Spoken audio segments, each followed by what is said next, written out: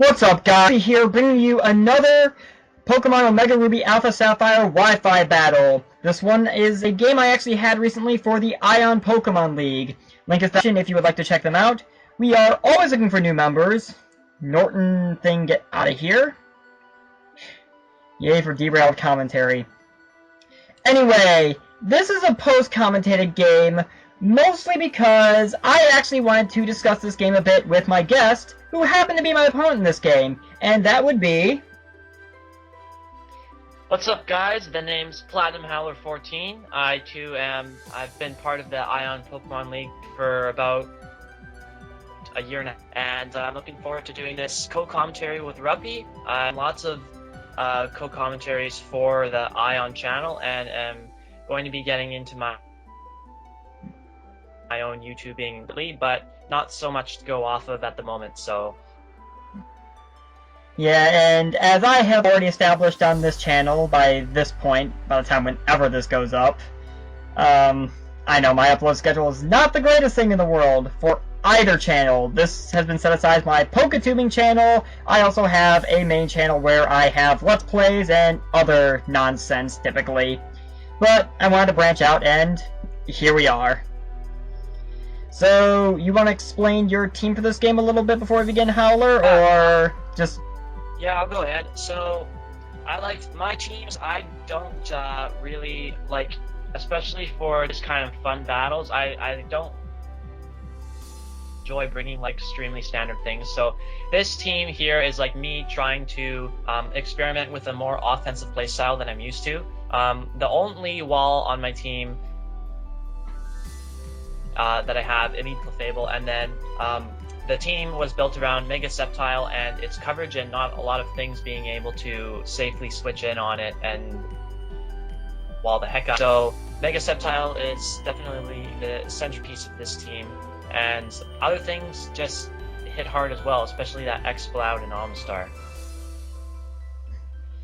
Alright, as far as my team is concerned, I've really only brought this team to, I think, one other game, which, ironically, it was the first time I played the guy I need to play for Ion League this week, that being Draxen. Hopefully you guys will get to see my game with him for this week, but that's a story for another time. This was legitimately my first attempt at trying to use Victini ever, because I had never really used it before, but something about the Pokemon... I honestly kind of blame the draft format leagues. Drew me to it just because it is such a versatile threat. It can do a lot of things that a lot of people don't really expect. I also kind of built it alongside Victini around Mega Sableye, who, spoilers, actually does not even make an appearance in this game. But we'll get to that shortly. I kind of just built it around those two, mostly just to try and keep my side of the field hazard-free. One thing I like to do with my teams, especially now that I'm starting to really find my preferred playstyle, I generally just try to build to cover as much weaknesses as possible. So my team is relatively balanced, can handle just about anything. Not just this team, but most teams I use. Sometimes it works, a lot of times it doesn't, but that's the beauty of this game. You don't know what's going to happen until you get started here. So, I'm going to go ahead and start the battle here momentarily. I am actually going to be starting and stopping this just so we can coherently discuss the turns. If that is a problem for you guys, apologize, but just trying something new for everyone, and we'll see how things go. So, you ready to get started with the battle, Howler? Absolutely. Alrighty. Gonna click the play button. The computer is hopefully going to go along with this. And we are underway. So I ended up leading with Landorus Therian, and you led with Clefable. I led with Clefable because I wanted to, I was hoping I could catch your Sableye, wanting to get the magic bounce up immediately. As that clearly didn't happen, and I should have clued in that this was going to be a Stealth Rock leaving Landorus, and got the some damage off with Moonblast right away instead of going for Light Screen first, because for some strange reason I was super paranoid about Roserade coming in on this, not even acting as such a massive threat to this team. Yeah, I mean, honestly, I just went for Stealth Rock just because it seemed like the standard play to just make right out of the gate, just try and get hazards up and then go from there. Honestly, up until I think a later point in this game, I kept thinking in the back of my head, this Clefable's probably Magic Guard, so these rocks might not matter for it, but maybe it'll help me with something else. But I think this Clefable actually ended up being unaware, if I recall correctly. That is correct. That was this team. I kind of was thinking about countering a specific Pokemon, so unaware I had it on it because I was thinking about team to a championship game, but I decided no, this team is definitely not going to cut it. But I just left it as is, just to play with it for fun and whatnot. Right. So I end up U-turning out here just because I don't want Landorus taking any damage right now, and this is obviously the picture-perfect opportunity in my mind to go into Victini, because I kind of expected a Moonblast was probably going to come next. I definitely should have been playing more aggressively as Victini on not really acknowledging it as a threat. Again, I was so paranoid about the Roserade, perhaps because I'm so into the poison types from using them in my monotype. But yeah, this Victini's kind of going to proceed to tear through my entire team. That's pretty much how this battle goes. Right. But I think the other reason I U-turned out, thinking back on it now, is I figure, okay, he's got the light screen, maybe he's got the reflect too, and if that's the case, then Landorus probably isn't going to be doing a whole hell of a lot going forward anyway, so I might as well get it out of here and see if I can get something else going.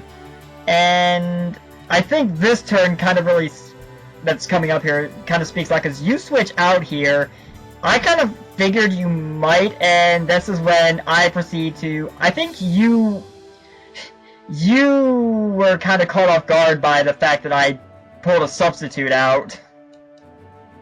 Yes, substitute is, I really like substitute on Victini. You don't really see it around very much, but I think it works well just because when you see a Victini on your initial reaction when you see it is, be great, it's gonna destroy something. So especially after it came in after green, I was definitely expecting a physical one. So predicting the obvious V go into the Amistar to 4 times resist. I definitely, Amistar does decent physical defense base 125, so it should have been able to take it well and then proceed to force out the Victini on the following turn. But yeah, substitute and crap. Yeah, and to be perfectly honest, this, to some small extent, is a physical Victini. And by small, I mean the next play I'd go for, which is a Bolt Strike on the Omastar. I was just kind of crossing my fingers that maybe you wouldn't have Bolt Strike, but I guess because this is a mixed Victini and probably not a max invested on the physical side, that Bolt Strike is not going to KO my Omastar and be able to burst to on Victini, so that's good.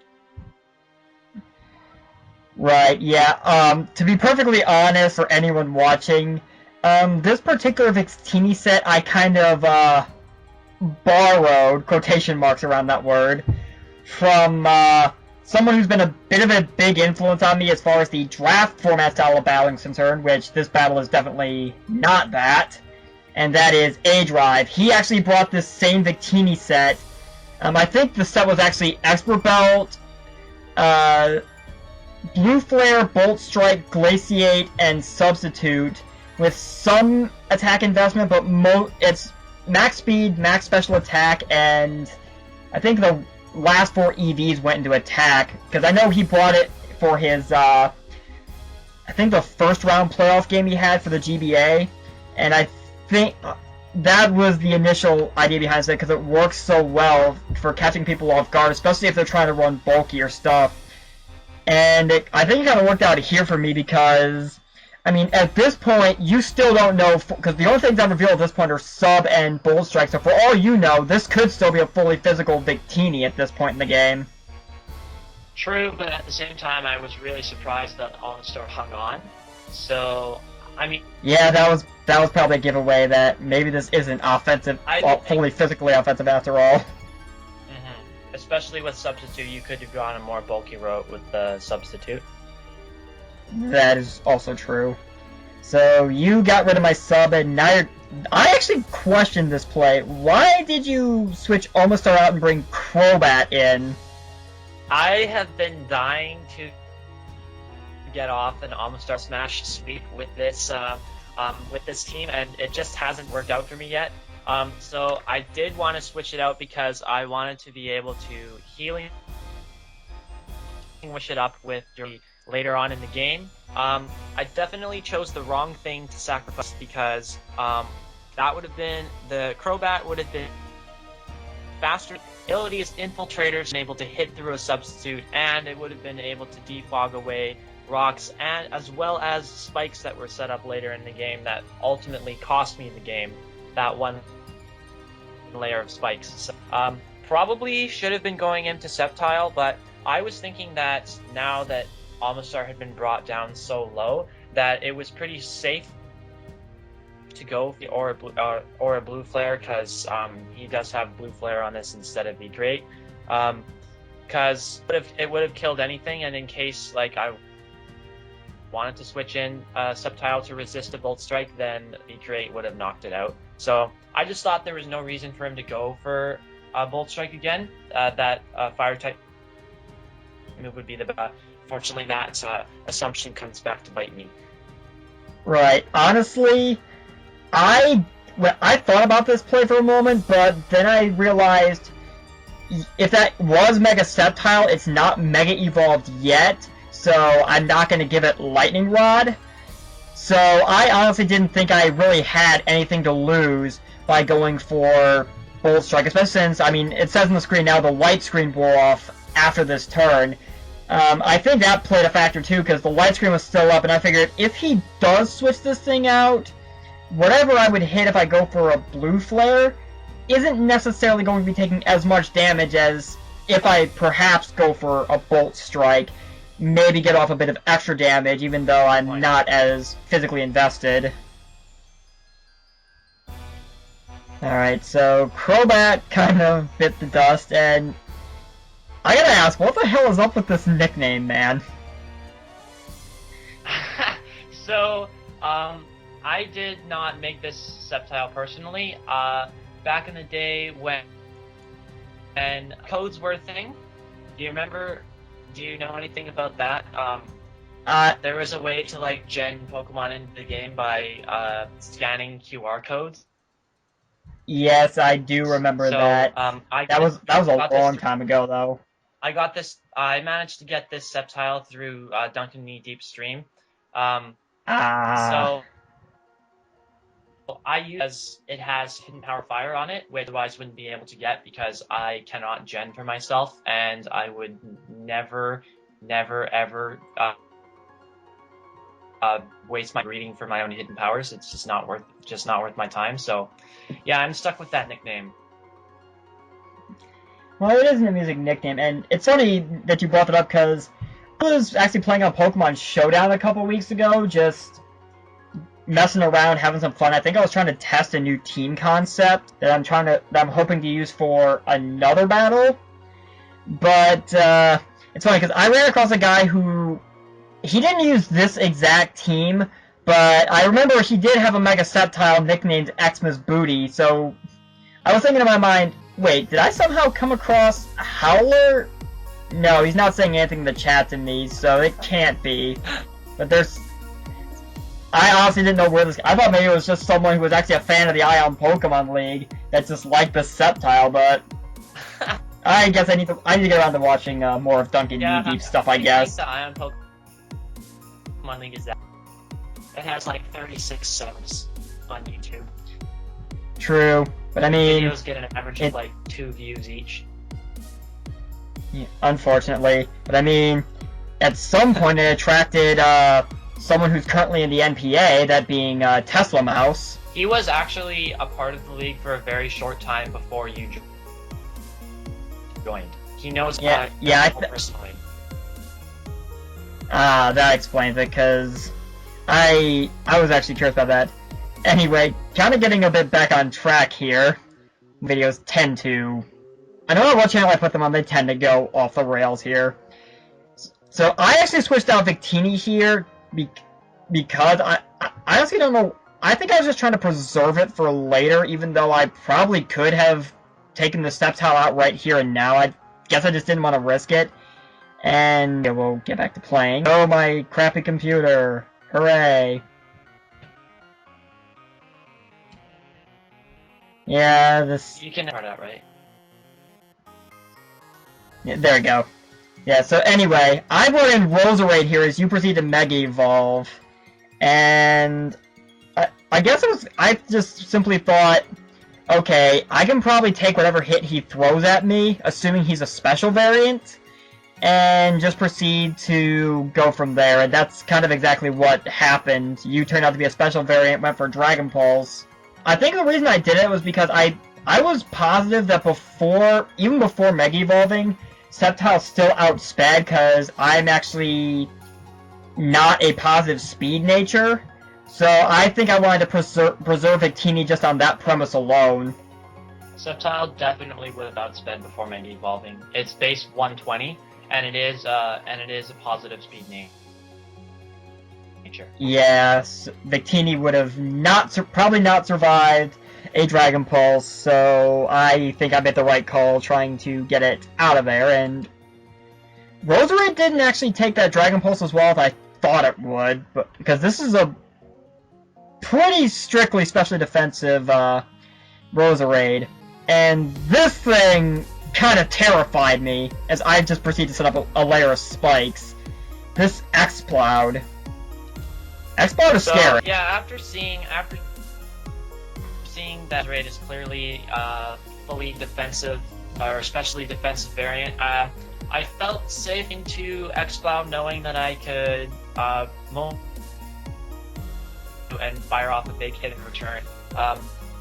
At this point, I just really needed to start putting on some pressure, and I'm glad that I didn't take damage on this turn, but at the same time, the spikes got up, and that's what ended up biting me in the butt in the end of the game. Yeah, at this point, you got this thing in here, I'm thinking, oh crap, this thing is about to kill something, because Exploud hits like a truck. I thought I could preserve Roserade for later, so I think, okay, what's my least expendable Mon? And lo and behold, Starmie does not take a Boom Burst at all. Yeah, not many things can, especially from modest, max-invested, choice specs Exploud, with one of the most powerful stab moves in the game. I was very relieved to see that Starmie come in and be sacked off, because in my mind, that was the only thing that was stopping Amistar from hitting everything else on your team really hard. And absolutely obliterates my Exploud and I was shocked. After seeing Stealth Rock on the first turn, I kind of just assumed that this would be a defensive variant of Landorus, and I thought for sure that I'd be able to take one hit of anything that he would want to go for and just burst and take out the Landorus, but clearly not. I think Rupp definitely had me fooled with that Landorus set. Yeah, this is actually a Landorus set I've been toying around with for quite some time. It's got Stealth Rocks, but beyond that, it's basically an Ophrys.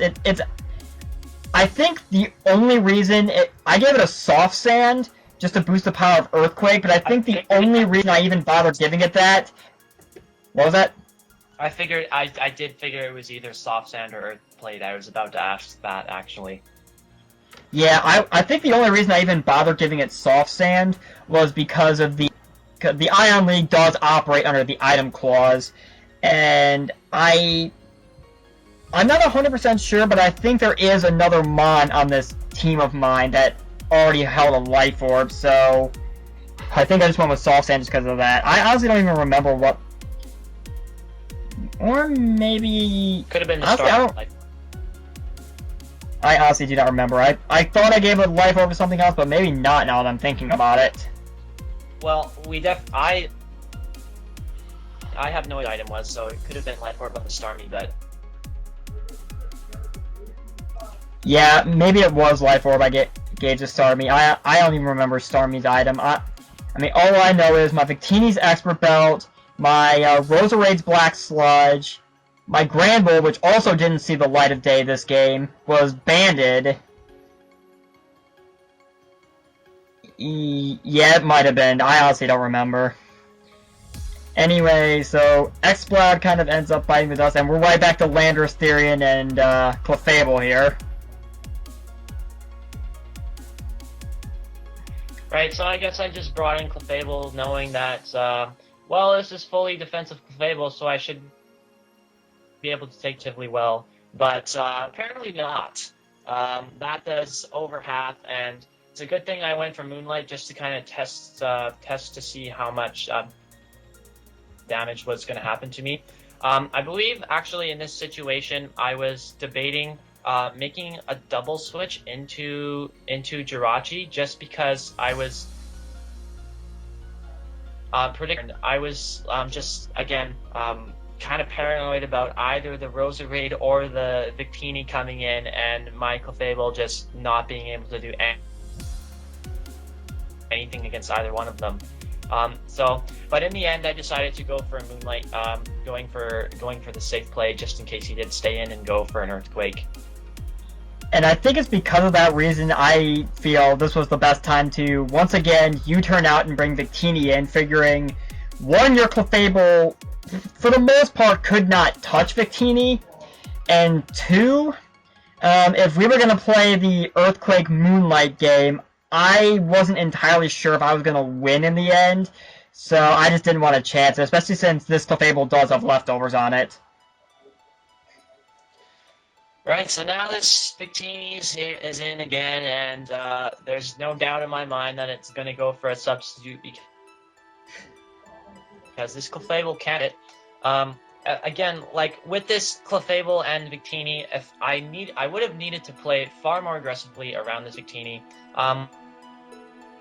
Try to predict it to come in when the Landorus was in against Clefable and gone for a Thunder Wave to try and cripple it.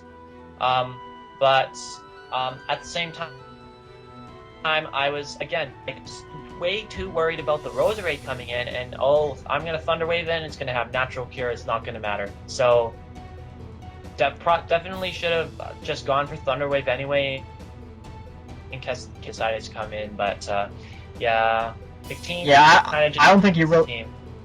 Yeah, I don't think you really would have lost anything by going for Thunder Wave anyway, because now Victini's back in, now it's back behind a sub, and now it's about to dent Clefable pretty badly with a Blue Flare.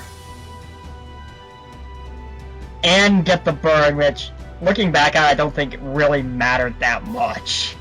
No, it definitely didn't matter. It was kind of salt in the wound at this point. And you also find out that my Clefable is not Vanguard because I take burn damage this turn. Well, I think I realized that when you brought it in, it took Stealth Rocks and Spikes damage, too. Oh, did it? Yeah, okay. But even still, I figured, okay, you know what, the burn's probably not going to matter at this point. And at this point, I think I I think I went for Glaciate here, kind of... No, I went for another substitute. But figuring you would probably switch out, and then I proceed to follow it up with... Well, first you're going to break my sub with a Dragon Pulse. But this is where I reveal Glaciate, and Mega Sceptile and Glaciate do not mix well at all. Yeah, Glaciate, that's definitely gonna end Sceptile's fun. But But I bet you, I Blue Flare would have done the trick anyway. I had to switch out Clefable there, otherwise, because there was no way he wasn't going for another substitute there, because Clefable couldn't do anything to this Victini. So if I were to keep Clefable in, Clefable would have gone down, and then I would have had to bring something else in to break the substitute, and then that would have gone down. So basically just had to sack Sceptile, because I would have had to sack something either way if I kept Clefable in. So that was my thinking there. Right, I think the Blue Flare probably would have killed, but I don't know why, especially since there's a lot of instances where I keep forgetting that Victini's ability is Victory Star, which slightly boosts accuracy. But I think I went for Glaciate instead, just because I think it's actually slightly more accurate than Blue Flare under normal circumstances. And I guess in my mind, oh hey, Mega Sceptile's quad weak to this, where Mega Sceptile... Yeah, I think that's kind of why I ended up going for Glaciate instead, just to kind of... Especially consider Expert Bell. That is also true.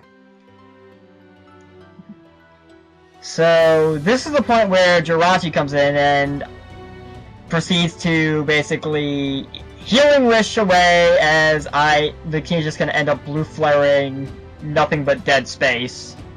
So, right here I have to make a choice. I either go for a U-turn because Scarf Jirachi, I either go for a U-turn and take the Victini out, or I decide to go straight for the Amistar to try and get that Shell Smash set up. Ultimately, I just try my best to think of how the turns are going to play out and what's going to be in against Amistar and what get Amistar in against to get a Shell Smash up. But honestly, I generally thought this was my best chance to bring in the Amistar right here to try and get the Shell Smash off. Hope it could live after that extra layer of spike, because you saw before I came in on rocks and was able to live the Bolt Strike, but the extra spikes damage definitely made the difference.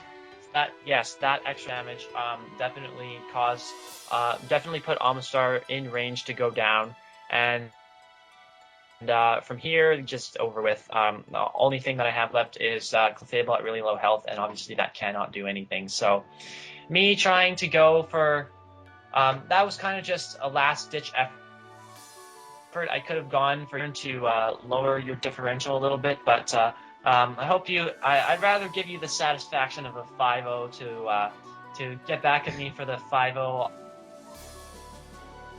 I had on you earlier this year. So now we're right. Front. That's why is Swords Dance Baton Pass Leafeon a thing? It's not a thing. It's just me and my craziness. Clearly. But I like to bring something, like especially now, like I build my regular teams that I just used for like regular league battles. I'll build them mixed OU. On this team, the two Mons that are OU are Clefable, Jirachi. Everything else is UU and below. I'm basically represented in all tiers. So Crobat, Mega Sceptile, UU, Explode, RU, and Amistar NU. So I like having that mix of Pokemon in the tiers, just because I know that a lot of the other Town League, they don't really like to mix up their Pokemon selection, and they bring a lot of standard things. So I just kind of like to switch it up every once in a while. But this team hasn't been cutting it for me so far. But I still want to try and use it and try to make it the more offensive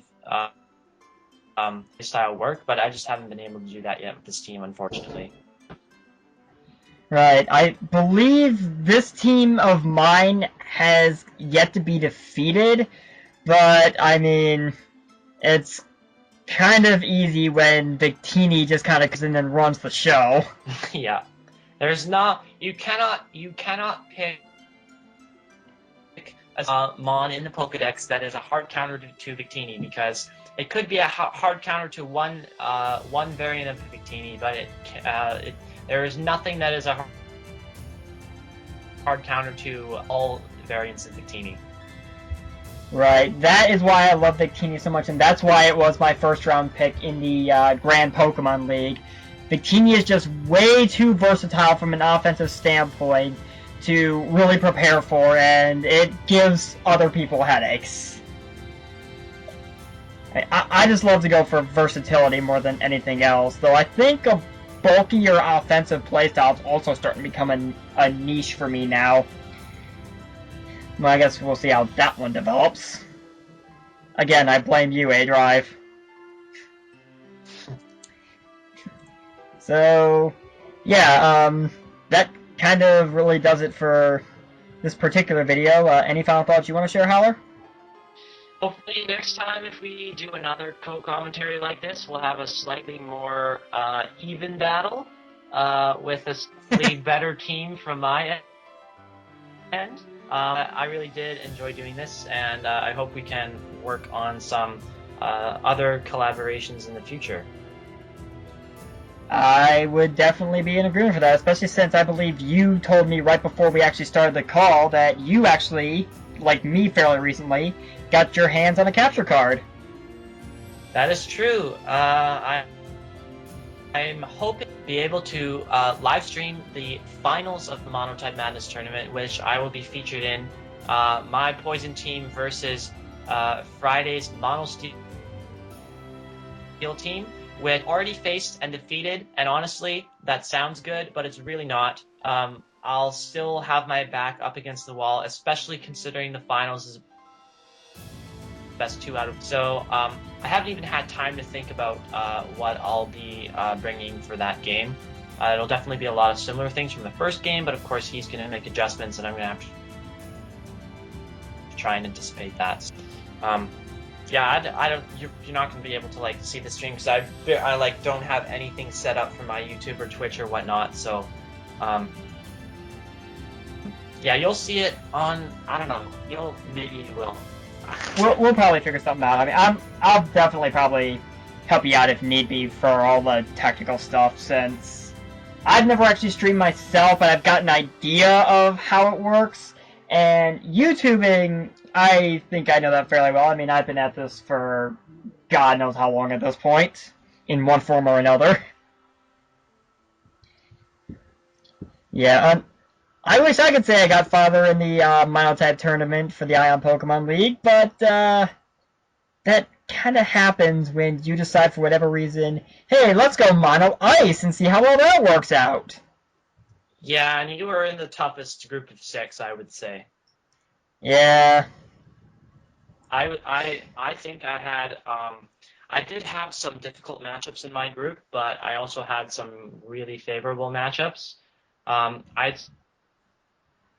of my 6 games in the group stage, I had quite favorable matchups, and the other 2 not so much, but I was able to devise a plan that would work.